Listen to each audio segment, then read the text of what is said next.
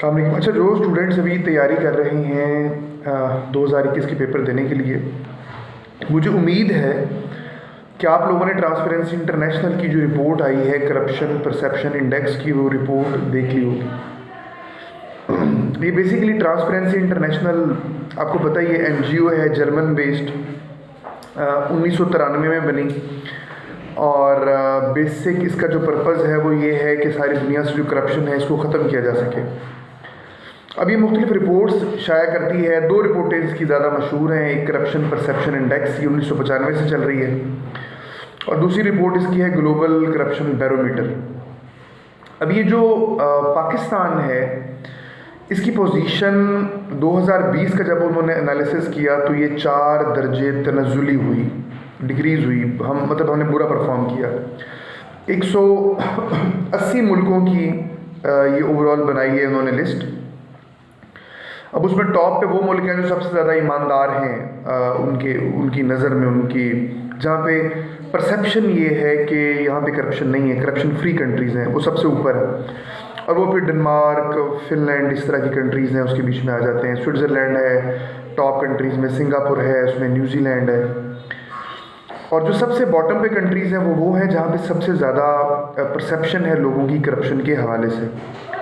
पाकिस्तान की जो पिछले साल पोजीशन थी वो थी 120 180 मुल्कों की फहरिस्त में हम 120वें नंबर पर थे ईमानदारी के लिहाज से।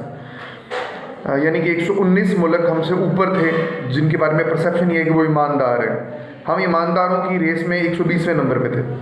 और अभी ये मज़ीद इसके बीच में 4 दर्जे डिक्रीज़ हुई और हम 124वें नंबर पर हम आए हैं।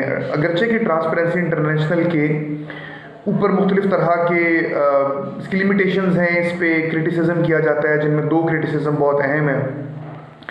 एक तो ये कहा जाता है कि जी करप्शन परसेप्शन इंडेक्स की मैं बात कर रहा हूँ, इस पर क्रिटिसिज्म होते हैं 2।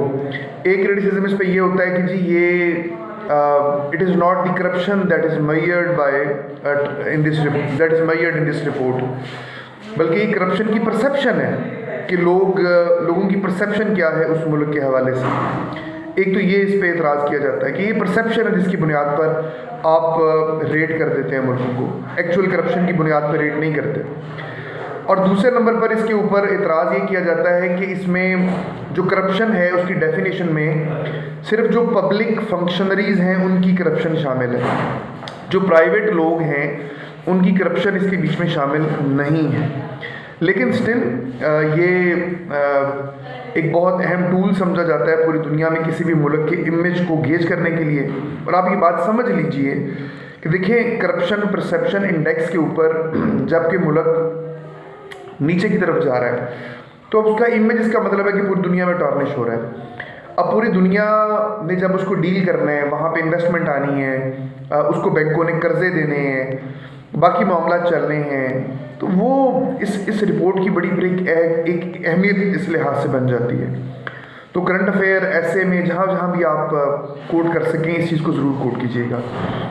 हमें we need to fight corruption in Pakistan. अस्सलाम वालेकुम।